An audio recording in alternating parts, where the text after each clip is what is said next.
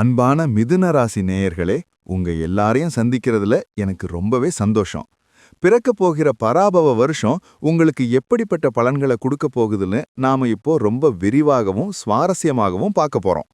புதன் பகவானோட ஆளுமையில பிறந்த நீங்க எப்போதுமே ரொம்ப புத்திசாலிகளாவும் எதையும் சீக்கிரமா கத்துக்கிறவங்களாவும் இருப்பீங்க.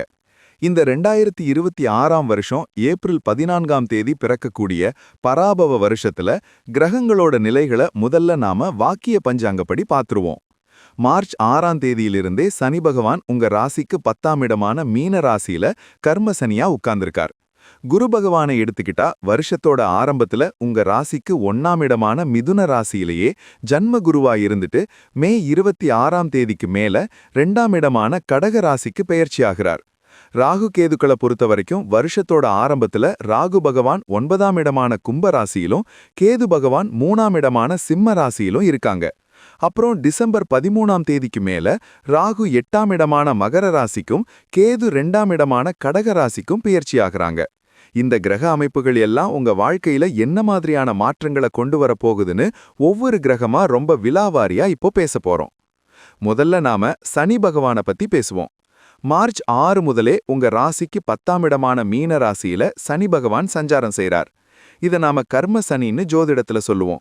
10ஆம் இடம்னாலே தொழில், வேலை, கௌரவம் இதையெல்லாம் குறிக்கிற இடம். இங்க சனி பகவான் ஆட்சி செய்யும்போது உங்க தொழில்ல நிறைய வேலை பளு இருக்கும். நீங்க ரொம்ப கடினமா உழைக்க வேண்டிய காலகட்டம் இது. நான் உண்டு என் வேலை உண்டுன்னு இருக்கிறது தான் உங்களுக்கு எப்போதுமே நல்லது.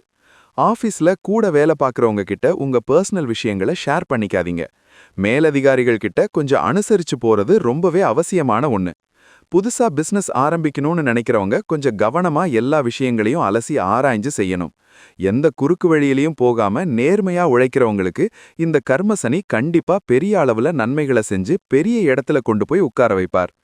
தொழில் செய்யறவங்களுக்கு வெளியூர், வெளிநாட்டு தொடர்புகள் மூலமா லாபம் கிடைக்கும். ஆனா உங்க உழைப்புக்கு ஏத்த அங்கீகாரம் உடனே கிடைக்கலைனாலும் பின்னாடி பெரிய அளவுல கிடைக்கும். அதனால சோர்வடையாம தொடர்ந்து முயற்சி செய்யுங்க. அடுத்து நாம குரு பகவானோட பலன்களை பார்ப்போம். வருஷத்தோட ஆரம்பத்திலிருந்து மே 26ஆம் தேதி வரைக்கும் குரு பகவான் உங்க ராசிக்கு 1ஆம் இடமான மிதுன ராசியிலேயே சஞ்சாரம் செய்றார். இதை நாம ஜன்மகுருன்னு சொல்லுவோம். ஜன்மகுருவா இருக்கும்போது கொஞ்சம் அலைச்சலும் மன உளைச்சலும் இருக்கத்தான் செய்யும். எந்த ஒரு காரியத்தையும் எடுத்தோம் கவிழ்த்தோன்னு செய்யாம பொறுமையா யோசிச்சு செய்யணும். உங்களோட ஆரோக்கியத்துல நீங்க ரொம்பவே கவனமா இருக்கணும். நேரத்துக்கு சாப்பிடுறது, தேவையான அளவு தூங்குறது ரொம்ப முக்கியம். தேவையில்லாத விஷயங்களை நினைச்சு மனசை போட்டு குழப்பிக்காதீங்க. குடும்பத்துல சின்ன சின்ன கருத்து வேறுபாடுகள் வந்துட்டு போகும். அதனால கணவன் மனைவிக்கு இடையில விட்டு கொடுத்து போறது ரொம்பவே நல்லது. அண்டை அயலார் கூட தேவையில்லாத வாக்குவாதங்களை தவிர்த்திடுங்க. இடமாற்றம், ஊர் மாற்றம் சிலருக்கு நடக்கிறதுக்கான வாய்ப்புகள் இருக்கு. என்னதான் ஜன்மகுருவா இருந்தாலும் குருவோட பார்வை உங்க ராசிக்கு 5ஆம் இடம், 7ஆம் இடம், 9ஆம் இடங்கள் மேல விழுகிறதால கெடுபலன்கள் பெருசா எதுவும் நடந்துராது. ஓரளவு நன்மைகளும் கலந்துதான் இருக்கும். மே 26ஆம் தேதிக்கு அப்புறம் குரு பகவான் உங்க ராசிக்கு 2ஆம் இடமான கடக ராசிக்கு பெயர்ச்சியாகிறார். இது உங்களுக்கு ரொம்ப ரொம்ப சிறப்பான ஒரு நல்ல அமைப்புன்னு சொல்லலாம். 2ஆம் இடம்ங்கிறது தனம், வாக்கு, குடும்பஸ்தானம். இங்க குரு வர்றப்போ உங்களுக்கு பண மழை கொட்ட போகுதுன்னு அர்த்தம். உங்க குடும்பத்துல இதுவரைக்கும் இருந்த கஷ்டங்கள், சண்டை சச்சரவுகள் எல்லாம் நீங்கி சந்தோஷம் பிறக்கும். உங்க வார்த்தைக்கு குடும்பத்திலையும் சரி வெளியிலையும் சரி பெரிய மரியாதை கிடைக்கும்.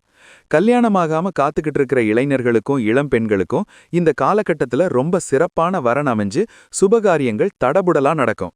குழந்தை பாக்கியம் இல்லாத தம்பதியினருக்கு குரு பகவானோட அருளால அழகான குழந்தை பிறக்கிறதுக்கான யோகம் தேடி வரும். கையில எப்பவும் பணம் இருந்துகிட்டே இருக்கும். பேங்க் பேலன்ஸ் உயரும். அடகு வச்ச நகைகளை எல்லாம் மீட்டு கொண்டு வந்து பீரோல வைப்பீங்க. புதுசா தங்க நகைகள், சொத்துக்கள் வாங்குற யோகமும் உங்களுக்கு பிரமாதமா அமைஞ்சிருக்கு. இப்போ நாம நிழல் கிரகமான ராகு பகவானோட சஞ்சார பலன்களை பத்தி ரொம்ப விரிவாக பார்க்கலாம். வருஷத்தோட ஆரம்பத்தில இருந்து டிசம்பர் 13ஆம் தேதி வரைக்கும் ராகு பகவான் உங்க ராசிக்கு 9ஆம் இடமான கும்ப ராசியில இருக்கார். 9ஆம் இடம்ங்கிறது பாக்யஸ்தானம், தந்தை, பூர்வீகம் இதையெல்லாம் குறிக்கிற இடம். இங்க ராகு இருக்கிறதுனால ஆன்மீக பயணங்கள் நிறைய செய்வீங்க. காசி, ராமேஸ்வரம்னு பெரிய பெரிய புண்ணிய ஸ்தலங்களுக்கு போய் சாமி தரிசனம் செஞ்சுட்டு வருவீங்க. வெளிநாட்டுக்கு போய் மேற்படிப்பு படிக்கணும்னு நினைக்கிற மாணவர்களுக்கு இந்த நேரம் ரொம்பவே சாதகமா அமையும். தந்தை வழியில சில மருத்துவ செலவுகள் வரலாம். அதனால அப்பாவோட உடல் நலத்துல கொஞ்சம் அக்கறை காட்டுறது நல்லது. பூர்வீக சொத்து சம்பந்தமான விஷயங்கள்ல கொஞ்சம் இழுபறி நிலைமை இருந்தாலும் கடைசியில உங்களுக்கு சாதகமா தான் முடியும். எதிர்பாராத அதிர்ஷ்டங்கள் சிலருக்கு தேடி வரும். குலதெய்வ வழிபாட்டை எந்த காரணத்தை கொண்டும் நிறுத்திடாதீங்க. வெளிநாட்டுல வேலை பார்க்கறவங்களுக்கு நல்ல பதவி உயர்வும் சம்பள உயர்வும் கிடைக்கும். சமூகத்துல பெரிய மனிதர்களோட அறிமுகம் கிடைச்சு அது மூலமா நன்மைகளை அடைவீங்க.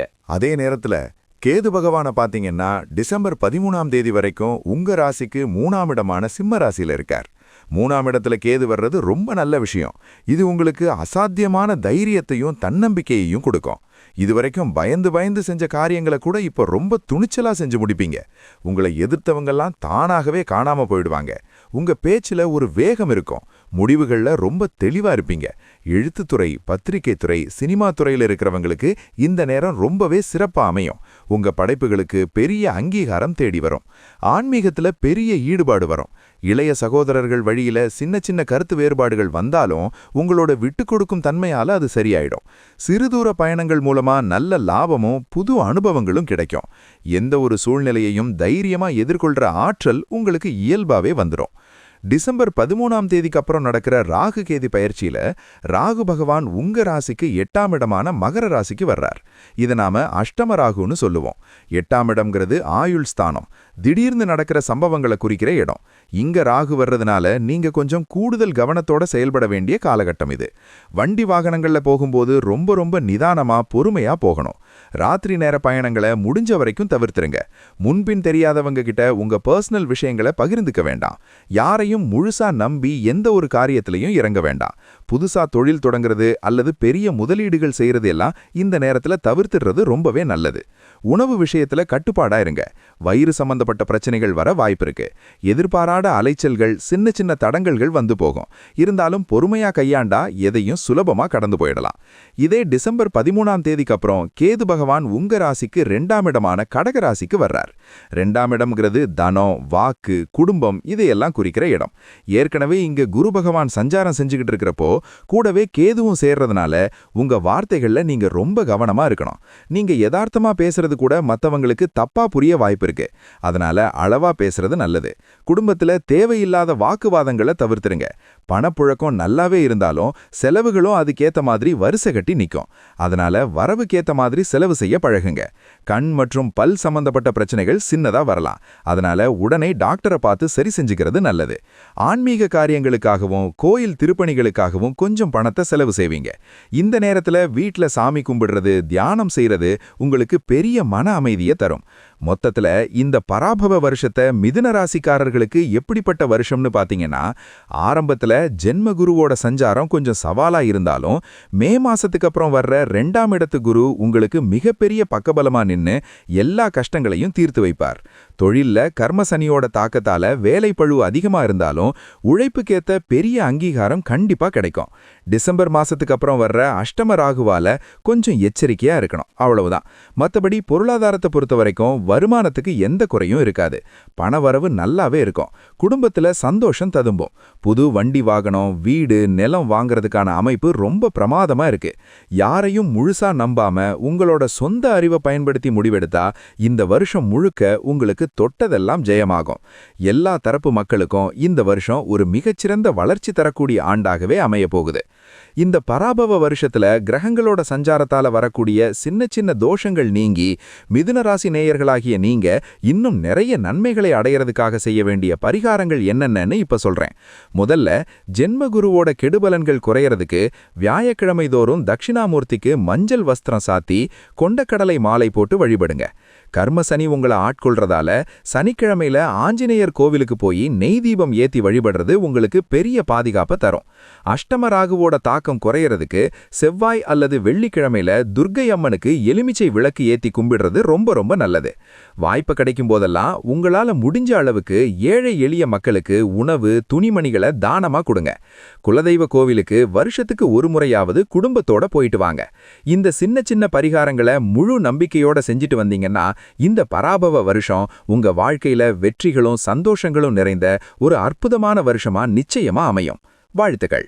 இதே போன்று மீண்டும் ஒரு பதிவில் சந்திப்போம். நன்றி, வணக்கம். இந்த சேனல் உங்களுக்கு பிடிச்சிருந்தா மறக்காம சப்ஸ்கிரைப் பண்ணுங்க, ஷேர் பண்ணுங்க, லைக் பண்ணுங்க, கமெண்ட் பண்ணுங்க.